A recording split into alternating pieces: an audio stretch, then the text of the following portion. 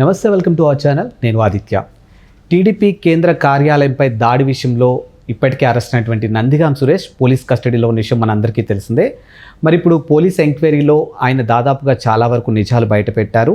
ఈ అంశం అనుకున్నటువంటి కొంతమంది కీలక నేతల పేర్లు కూడా వెల్లడించారంటూ ఒక వార్త అయితే వినిపిస్తుంది. మరి ఈ అంశం గురించి మాట్లాడడానికి ప్రస్తుతానికి మనతో పాటు స్టూడియోలో ఉన్నారు ప్రముఖ పొలిటికల్ అనలిస్ట్ కేవీ ప్రసాద్ గారు. సార్ని అడిగి మరిన్ని విషయాలు తెలుసుకుందాం. సార్ నమస్కారం. సార్ నమస్తే అండి. పోలీస్ కస్టడీలో ఉన్నటువంటి నందిగాం సురేష్ పోలీస్ ఎంక్వైరీలో ఈ అంశం ఏదైతే ఉందో టీడీపీ ఆఫీస్ కార్యాలయంపై దాడి అంశం ఏదైతే ఉందో అందులో కొన్ని నిజాలు బయటపెట్టారని, దీని వెనకాల వైఎస్ఆర్సీపీకి సంబంధించినటువంటి కీలక నేతలు ఉన్నారంటూ కొన్ని వార్తలు అయితే బయటకు వినిపిస్తున్నాయి. మరి ఇందులో ఎంతవరకు వాస్తవం ఉంది? మీరు చెప్పింది కరెక్టే సార్. మీరు చెప్పినట్టుగా ఈ యొక్క టీడీపీ పార్టీ ఆఫీస్ మీద దాడి మాత్రమే కాదు, ఇప్పుడు ఏదైతే ఈ ప్రకాశం బ్యారేజ్ని కూల్చేయడానికి పన్నాంగం పన్నిన ఆ బోట్ల వ్యవహారంలో కూడా చాలా ఎవరెవరున్నారన్న సంగతి కూడా మొత్తం చెప్పాడని చెబుతున్నారు. అలాగే అంతకుముందు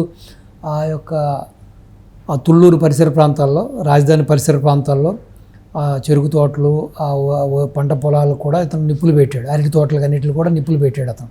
అప్పుడు ఇంకా ఎంపీ అవ్వాలి. సో అప్పట్లో కూడా ఎవరి ప్రోద్బలంతో, ఎవరి సహకారంతో, ఎవరు ఇతన్ని ఎంకరేజ్ చేశారు, ఎవరు చేయమంటే చేశారని కూడా ఈ విధంగా చాలా విషయాలు కూడా చెప్పేశాడని బాహటంగానే వైసీపీ నాయకులే కాదు బయట కూడా ప్రజలు కూడా చెప్పుకుంటూ ఉన్నారు.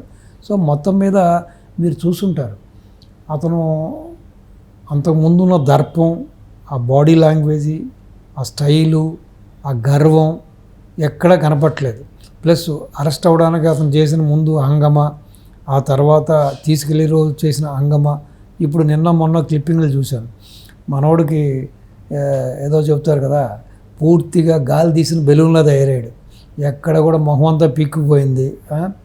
మరి బహుశా ఏదైనా 3rd డిగ్రీ ఉపయోగించారో ఏంటో తెలియదు, కానీ పోలీసులు ఏదేమైనా మనిషి అవుతే మాత్రం ఫంక్ అయ్యాడు. క్లీన్గా కళ్ళల్లోనే భయం తెలుస్తుంది.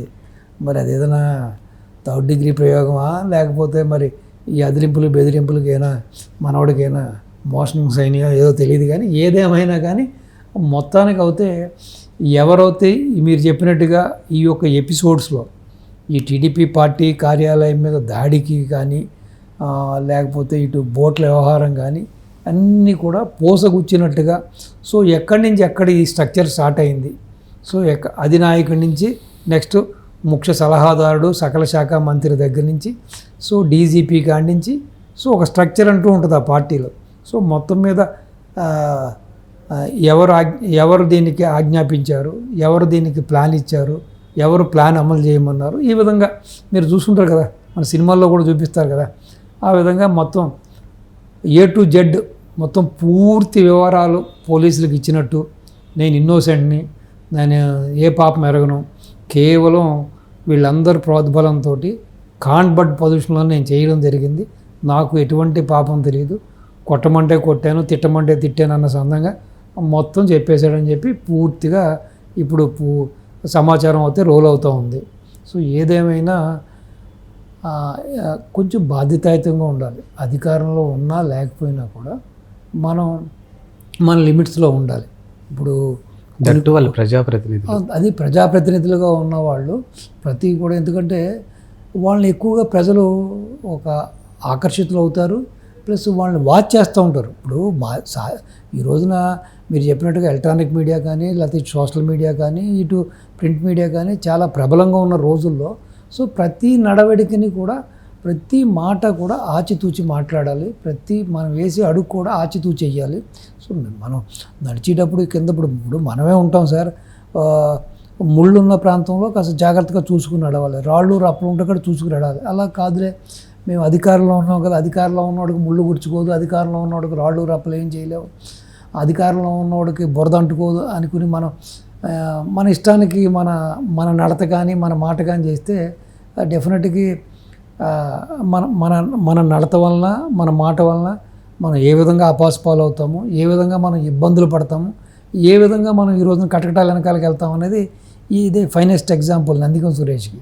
సో ఏదేమైనా వచ్చిన అవకాశాన్ని సద్వినియోగం చేసుకుని ఒక మంచిగా, ఒక గుడ్ గవర్నెన్సు, ఒక ఏదైతే మన రూల్ ఆఫ్ లాకి అనుకూలంగా దానికి అనుసంధానం అయ్యి మనం ముందుకెళ్తేనే మంచిది.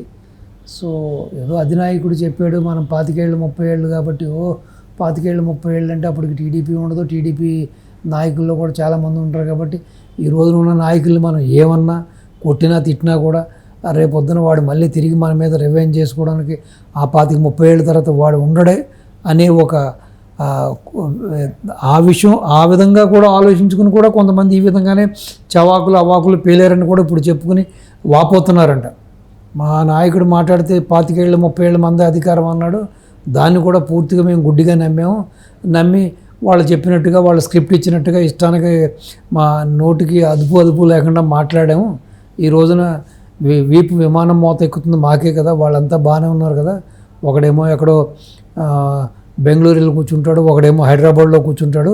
ఈ ఆర్డర్లు పాస్ చేసినోడు లేకపోతే మమ్మల్ని ఆజ్ఞాపించినోడు, ఈ రోజున మేమే కదా బలి అయిపోయామని చెప్పి చాలామంది ఆల్రెడీ వాపోతున్నారంట.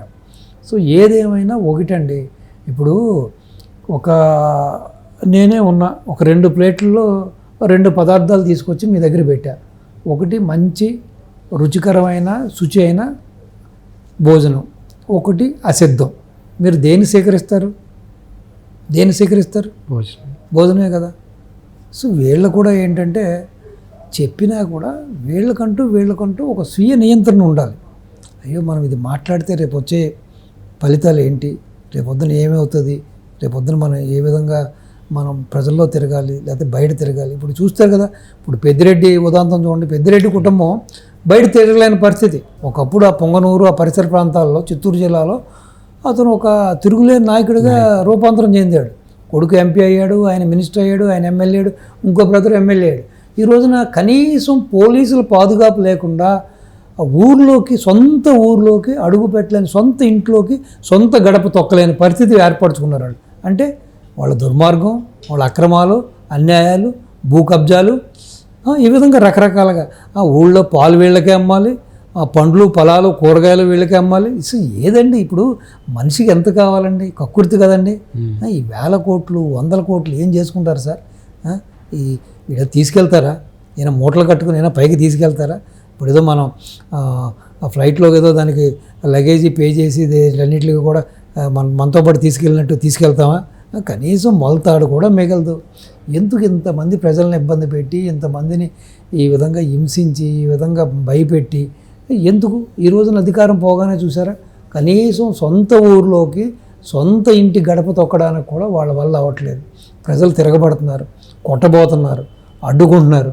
సో కాబట్టి ఈ టైప్ ఆఫ్ నందిగం సురేష్ అయినా ఎక్స్ అయినా వై అయినా వీళ్ళు ఆ దిశగా ఆలోచించి ఆ దిశగా చర్యలు తీసుకోవాలి. ఏదేమైనా నందిగం సురేష్ అయితే మాత్రం ఉన్నది ఉన్నట్టుగా, జరిగింది జరిగినట్టుగా పూర్తిగా వాస్తవాలని పోలీస్ ఎంక్వైరీలో, పోలీస్ కస్టడీలో మొత్తం అన్నీ కూడా పిన్ టు పిన్ చెప్పేశాడని చెబుతున్నారు. సో కాబట్టి చూద్దాం ఇక మున్ముందు మరి ఇంకా ఎంతమంది అరెస్ట్ అవుతారో, ఇంకా ఎంతమంది దీనివల్ల ఇన్వాల్వ్మెంట్ ఉన్నారో. సో ఇప్పుడు ఏదో ఒక సామెత చెబుతారు, కొన్ని ఒక వర్గానికి సంబంధించిన వ్యక్తి చనిపోతే ఆ పాడితో పాటు కోడిని కడతారు, చూసుంటారు మీరు. సో ఎందుకంటే వీళ్ళు లేనిపోయింది ఎవడొకటి తీసుకెళ్ళిపోతాడని చెప్పి ఒక నానుడి. అలాగే ఇప్పుడు నందిగం సురేష్ తను ఇచ్చిన వాంగ్మూలం ద్వారా ఇంకెంతమందిని తనతో పాటు జైల్లోకి తీసుకెళ్ళిపోతున్నాడు అన్నది చూద్దాం.